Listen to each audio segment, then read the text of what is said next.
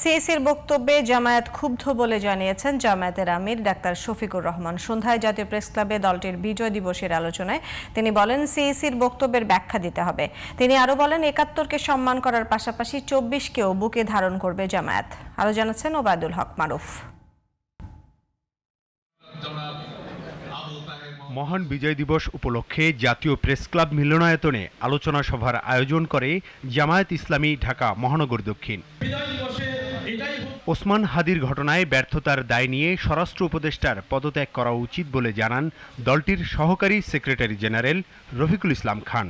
এর চাইতে ব্যর্থতার দায় বহু দেশের মন্ত্রীরা পদত্যাগ করেছেন, কিন্তু আমাদের দেশে কই কাউকে তো পদত্যাগ করতে দেখলাম না। এত বড় ঘটনার পরেও ঐক্যবদ্ধ প্রতিরোধের মধ্য দিয়ে ১৬ বছরের ফ্যাসিবাদী সরকারকে পালিয়ে যেতে বাধ্য করেছে সেই বাংলাদেশের মানুষ আবারও যদি ঐক্যবদ্ধ হয়ে মাঠে নামে, তাহলেই কেবলমাত্র এই কিলারদেরকে গ্রেফতার করা সম্ভব হবে। ফ্যাসিবাদের সঙ্গে অনেকে আপোষ করলেও জামায়াত কখনো আপোষ করেনি জানিয়ে জামায়াত আমির বলেন, ক্ষমতায় গেলেই সকল দলকে নিয়ে জাতিকে ঐক্যবদ্ধ করা হবে। যারাই আমাদের সাথে আসবেন তাদেরকে অঙ্গীকার করতে হবে প্রকাশ্যভাবে জনগণের কাছে তারা নিজে দুর্নীতি করবেন না এবং কোনো ধরনের দুর্নীতিকে প্রশ্রয় দেবেন না। নাম্বার 2, সমাজে সকলের জন্য ন্যায় বিচার নিশ্চিত হবে। কোনো রাজনৈতিক দল কিংবা ব্যক্তি বিচার ব্যবস্থার উপর সামান্য কোনো হস্তক্ষেপ করতে পারবেন না।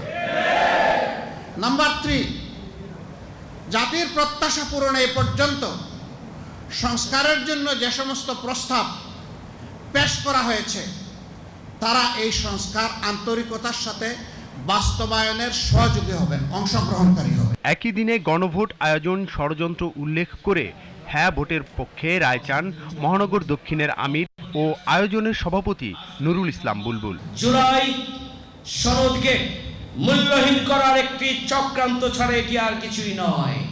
আগামী দিনে দেশের জনগণ সংস্কারের পক্ষে হ্যাঁ বলবে, ন্যায় এবং ইনসাফের পক্ষে হ্যাঁ বলবে, নতুন বাংলাদেশ প্রতিষ্ঠার পক্ষে হ্যাঁ বলবে। ওবায়দুল হক মারুফ, জিটিভি নিউজ, ঢাকা।